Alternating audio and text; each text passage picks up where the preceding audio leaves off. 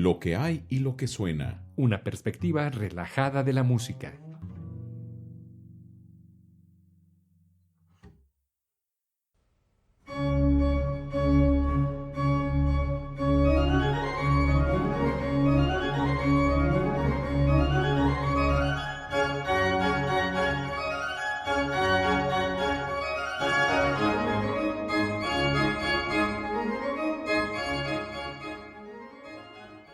¿Qué tal amigos de Lo que hay y lo que suena? Los saluda con el gusto de siempre Cédric de León y el día de hoy tenemos un programa muy especial.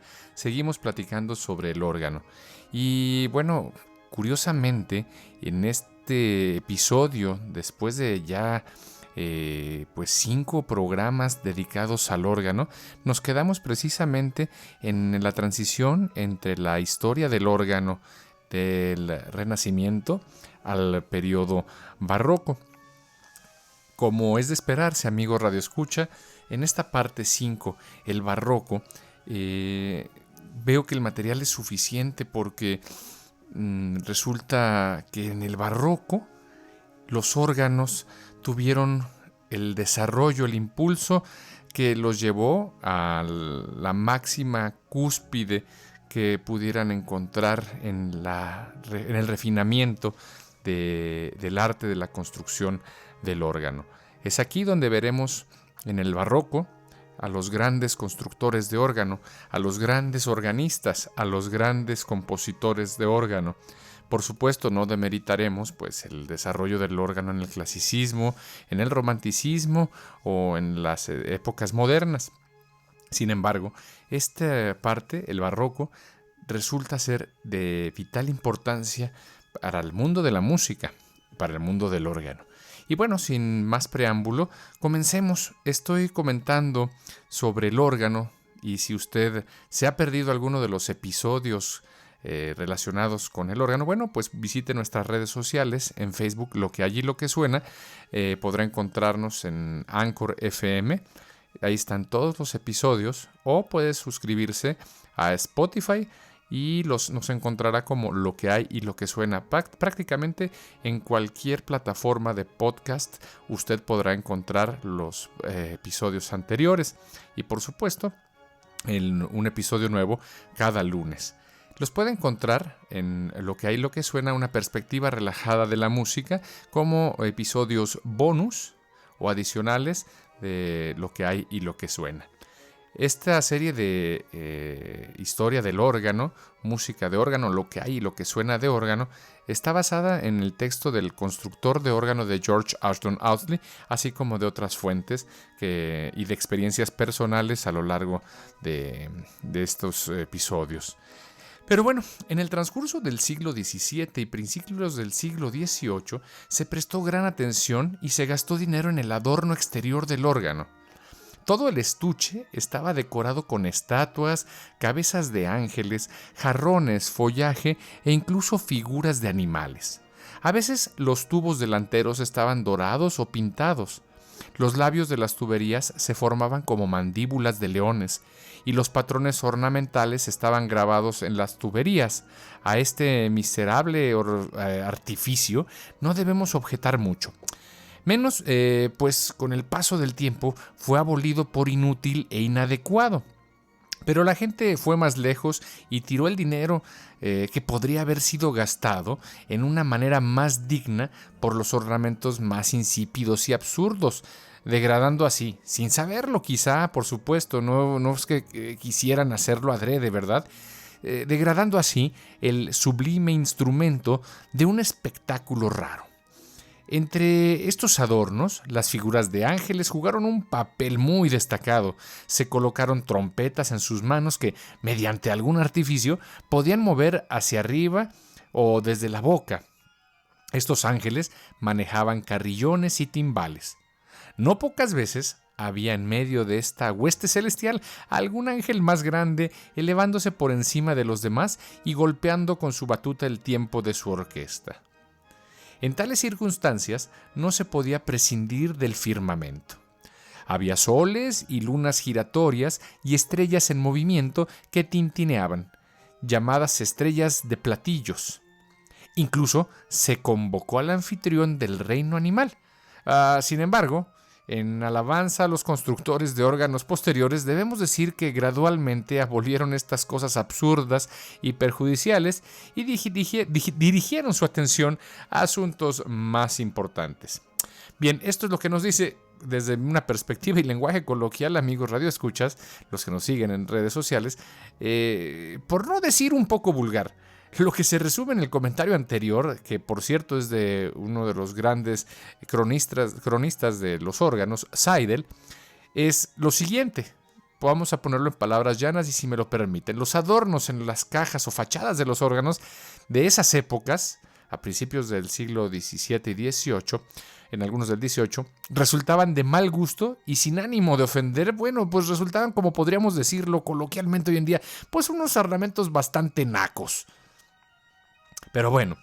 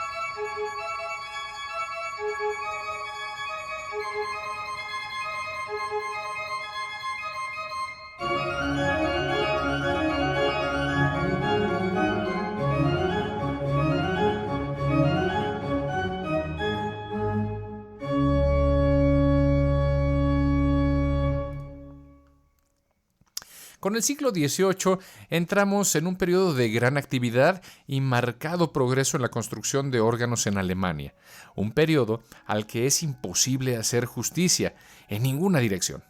En este siglo vivieron y trabajaron varios constructores de órganos, los más eminentes en su arte, cuyos nombres siempre estarán ligados a la historia de la construcción de órganos, y sus obras, en muchos casos, permanecen hasta el día de hoy como monumentos a su habilidad y altos logros.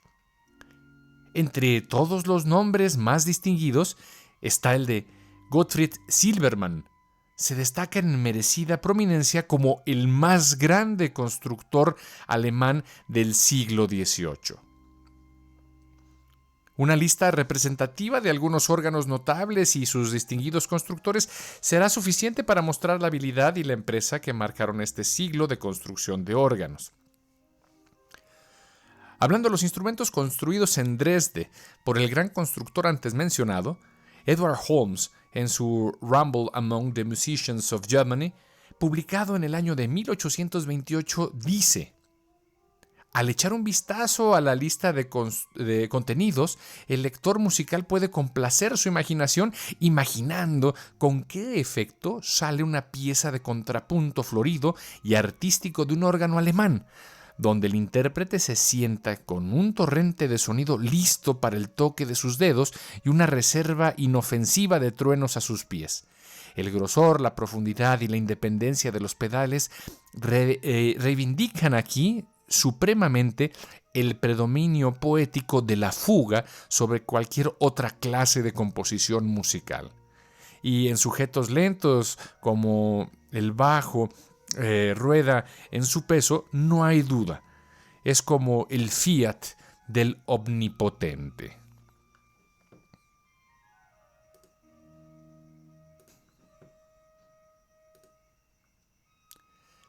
Desde el punto de vista científico, es digno de consideración hasta qué punto se podría mejorar la construcción de nuestros órganos uniendo la dulce calidad de tono catedralicio por la que se destacan los del Temple, la Abadía de Westminster, etc., con la magnificencia de Silbermann. Si viviera Silbermann en Inglaterra, un mecánico capaz podría asociar los mejores puntos de los dos mundos y el resultado sería un espécimen perfecto de su tipo. No se puede discutir con Alemania el honor de haber creado el órgano de pedales y de haber estado muy por delante del resto de Europa en esta dirección, hasta tiempos muy recientes. Estos son hechos muy importantes en relación con la historia del órgano. En el año de 1702, el constructor de órganos Zeuschner construyó el gran órgano de la Catedral de Merseburg, que contenía 68 registros efectivos distribuidos en 5 manuales y pedal. Se dice que fue un instrumento digno de mención cuando se construyó. Al año siguiente, Eugenius Gasparini y su hijo Adam Horatius erigieron un órgano excelente en la iglesia de los santos Peter y Paul en Görlitz. Este instrumento, según el Dr. Hopkins, contiene 82 registros, 55 de los cuales son registros efectivos. Tiene 3.270 tubos, de los cuales solo 522 son de metal, siendo el frontal o la parte expuesta en la fachada de 280 de estaño pulido y siendo el tubo más grave, una nota Fa en el pedal, teniendo un largo de 24 pies, es decir, un poco más de 7 metros. Tiene 3 manuales y pedal y está impulsado por 12 pares de fuelles diagonales. Se dice que ha tardado 6 años en su construcción. El mismo constructor erigió en 1705 un órgano de 34 registros efectivos en la iglesia de San Bernhardín, en Breslau. En el esquema de este instrumento comparativamente pequeño encontramos un notable departamento de pedales con 12 registros. Hasta el momento hemos mencionado una palabra que es la de registros efectivos, donde entendemos por registro un conjunto de tubos que representa un timbre o una representación sonora. Un registro, por ejemplo, puede ser del de flauta, un registro de oboe, un registro de trompeta. Para cada registro es un conjunto de tubos y cada uno de los tubos está asociado a cada una de las teclas de los manuales o de los pedales. Y decimos que es efectivo porque están relacionados con tubos directamente que existen dentro del instrumento. Hay registros que no son efectivos, es decir, que no son tubos, sino permiten realizar acoplamientos entre teclados, es decir, unir el sonido de un manual o de un teclado con otro, el de un pedal a otro, o el de simular que se tocan notas de un mismo registro simultáneamente. A estos registros se les llama demutación. Bien. En el año de 1740, el notable constructor de órganos Gottfried Silbermann construyó 2 excelentes órganos para Estrasburgo. Uno en la iglesia de Santo Tomás con 36 registros efectivos distribuidos en 3 manuales y pedal, y el otro en la iglesia protestante con 46 registros efectivos distribuidos en 3 manuales y pedal. Ambos instrumentos son famosos por lo hermoso de sus tonos, de su principal o montre de 8 pies, que le llaman en inglés el registro de diapasón o el registro de principal, y sus registros aflautados, registros por los que siempre se ha celebrado a los entonadores alemanes y que en gran medida pueden reclamar el mérito de inventar y perfeccionar este hermoso arte de la entonación de tubos. La entonación de tubos precisamente se encarga de hacer que el tubo tenga un timbre específico, una respuesta, un sonido dependiendo de cada uno de los registros, y el logro de hacer sonar de cierta manera uno de los tubos o entonar cada uno de los tubos es verdaderamente un arte. A esto se le llama entonadores. A mediados del siglo, estamos hablando del siglo XVIII, Gottfried Silbermann había alcanzado el cenit de su fama. Y en esta época erigió en la catedral de Freiberg, en Sajonia, uno de sus mayores y mejores instrumentos. Contiene 45 registros efectivos distribuidos en 3 manuales y pedal.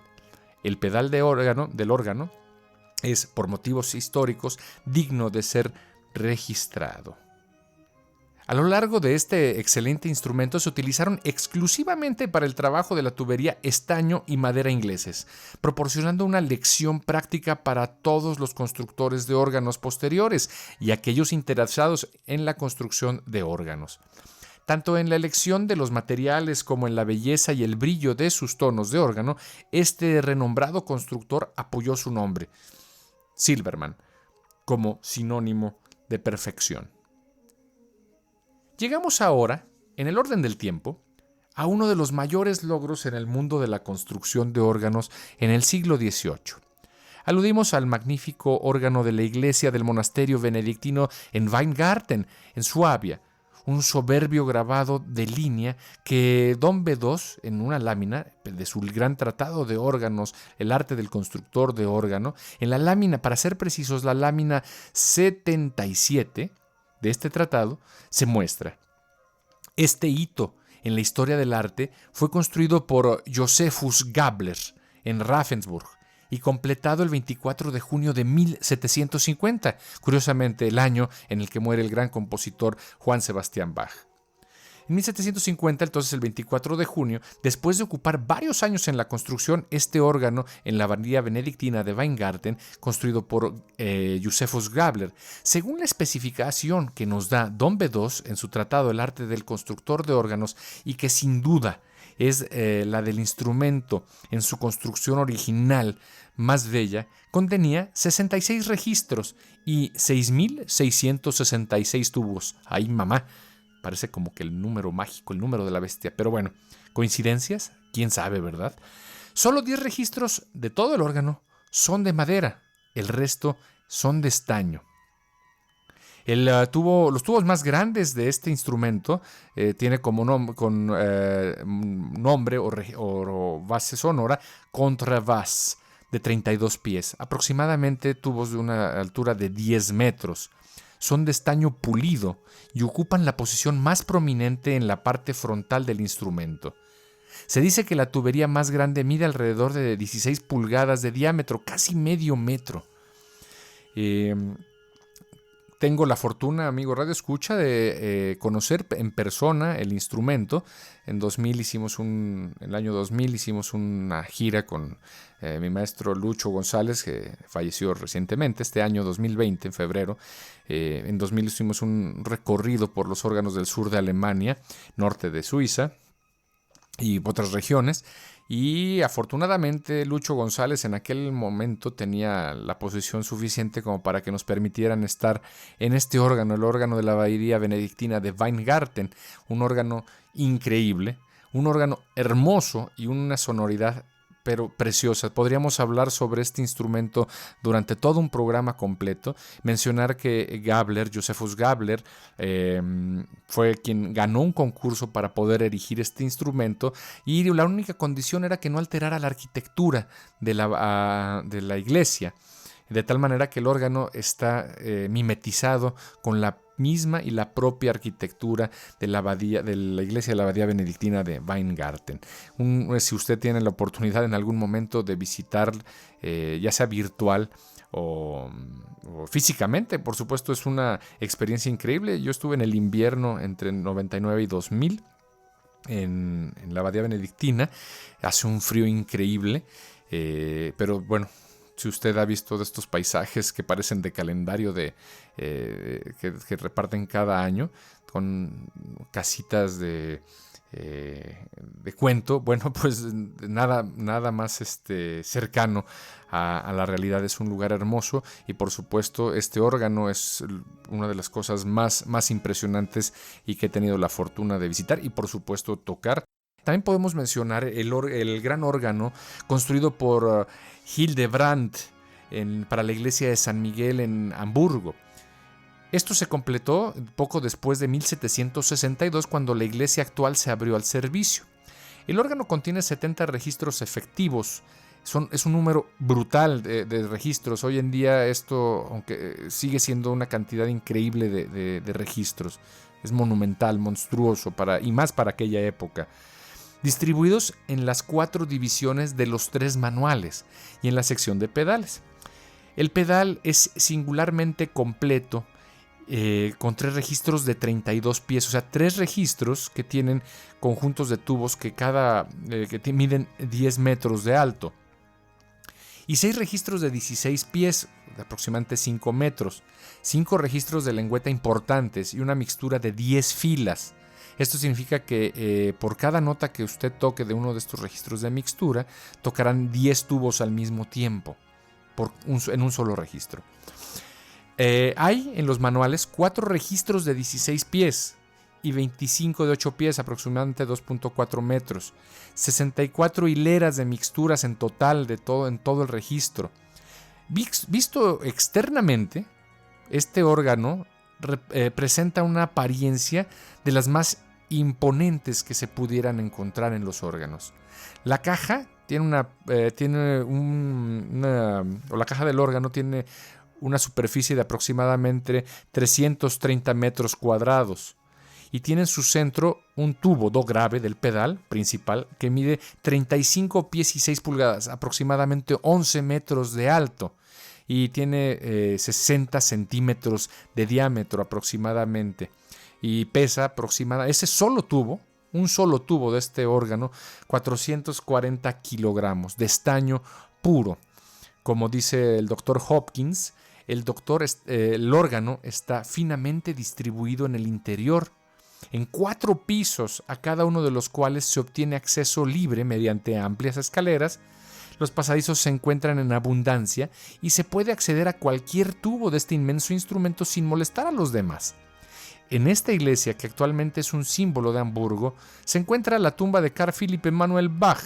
Pero ahora viene lo triste, amigo Radio Escucha, lo más desastroso y lo que no quisiéramos escuchar nunca. Este instrumento fue consumido por las llamas a principios del siglo XX. Posteriormente erigieron otro instrumento que fue destruido durante la Segunda Guerra Mundial. Finalmente, en 1962, comisionaron un instrumento nuevo. Sin embargo, la pérdida irreparable del instrumento monumental de Hildebrandt es algo lamentable.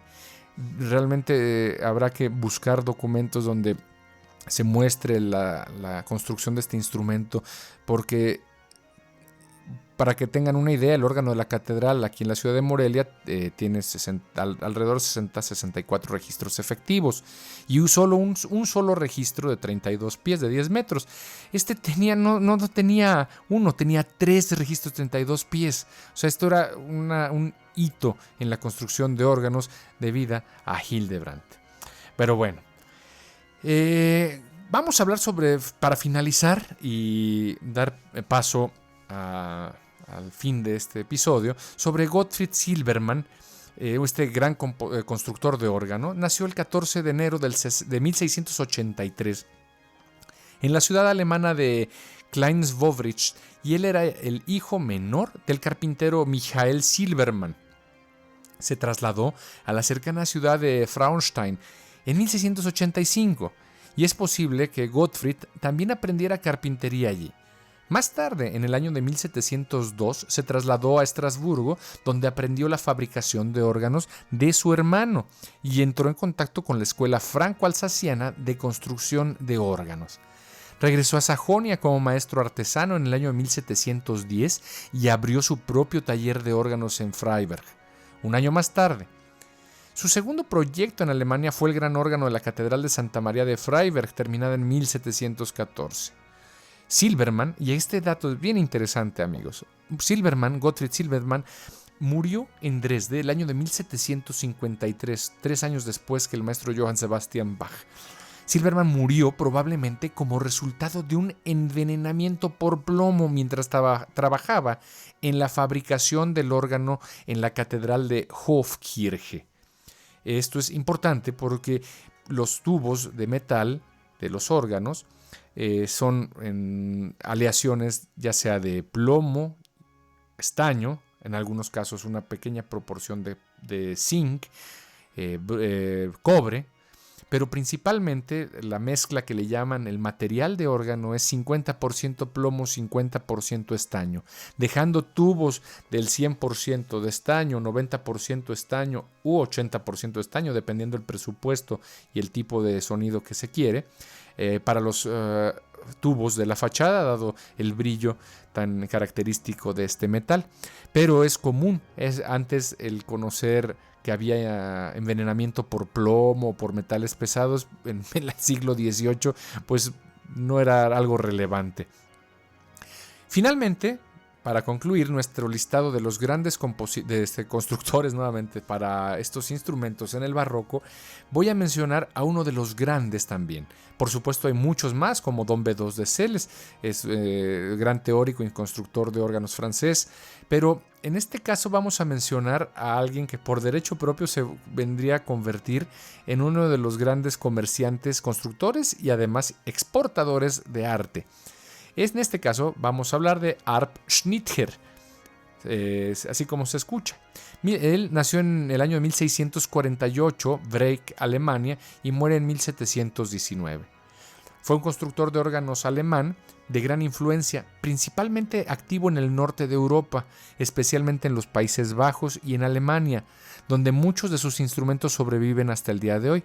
Sus órganos también se pueden encontrar en zonas más alejadas como Portugal y Brasil.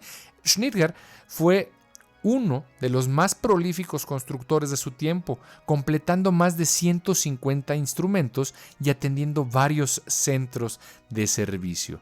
Fue como que el primero en empezar a hacer una construcción de instrumentos y distribución en masa. Pues los dejo y seguiremos la próxima semana para platicar más de la historia del órgano.